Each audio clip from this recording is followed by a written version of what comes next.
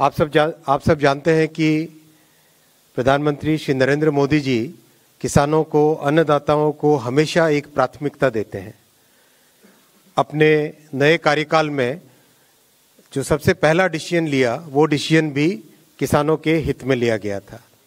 आज की कैबिनेट में ऐसा ही एक बहुत महत्वपूर्ण फैसला लिया गया है। In today's cabinet also one very important decision has been taken regarding the welfare of farmers. Kharif season start हो रहा है। खरीफ सीजन के लिए 14 क्रॉप्स पे मिनिमम सपोर्ट प्राइस आज कैबिनेट ने अप्रूव किया है। मैं इन प्राइसेस के बारे में पढ़ूंगा, उससे पहले I will give the context.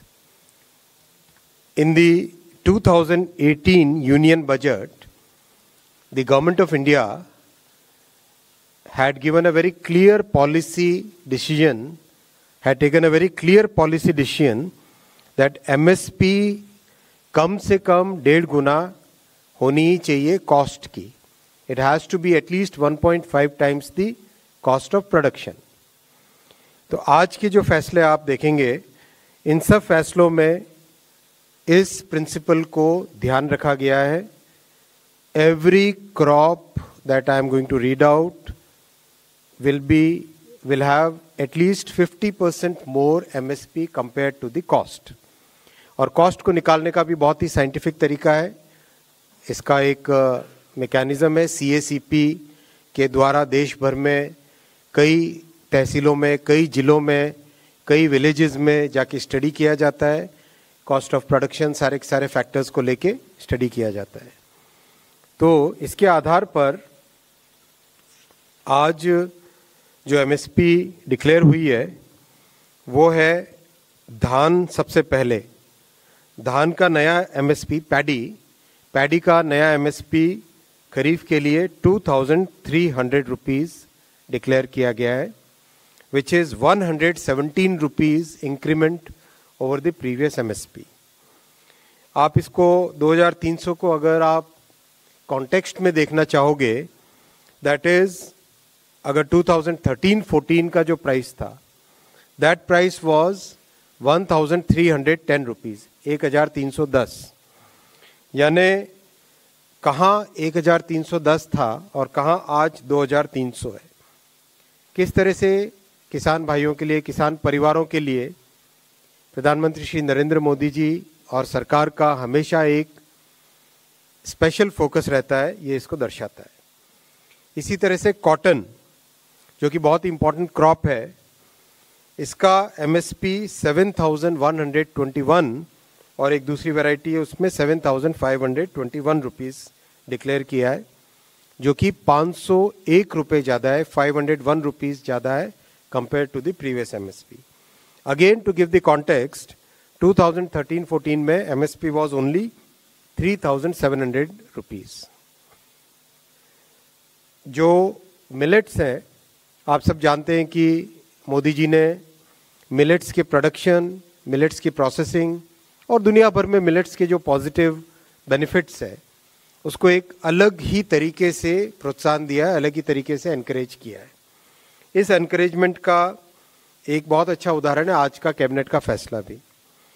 Jowar 3371 rupees, ragi 4290 rupees, bajra 2625 rupees और मक्का, मेज़ 2225 रुपीज़।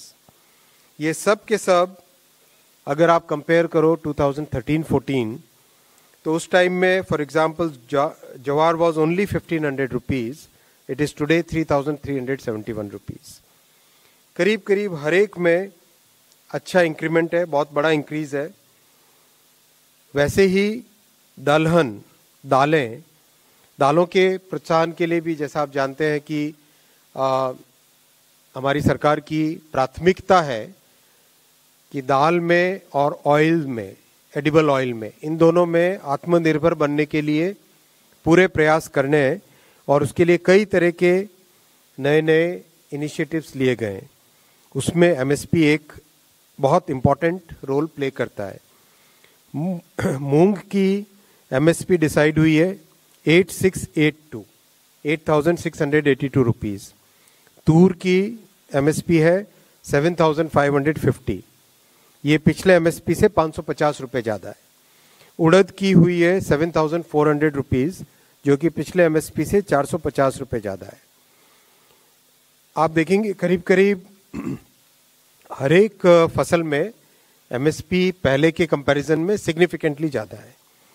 इसी तरह से ऑयल सीड्स में सबसे पहले सीसमम यानी तिल 9267 रुपीज़, ये पिछले एमएसपी से 632 रुपये ज़्यादा है, 632 रुपीज़ ज़्यादा है। ग्राउंडनट मूंगफली का तेल 6783, 6783। राम तिल एक छोटी कमोडिटी है लेकिन बहुत इंपॉर्टेंट कमोडिटी है, बहुत सारे ट्राइबल एरियाज़ में इसका अच्छी ग्रोथ होती है। नाइजर सीड कहते हैं इंग्लिश में, हिंदी में राम तिल 8717, ये भी 983 रुपीज़ इंक्रीज किया गया है। Sunflower 7280, soybean 4892 rupees. तो हर एक में सिग्निफिकेंट इंक्रीज किया गया है।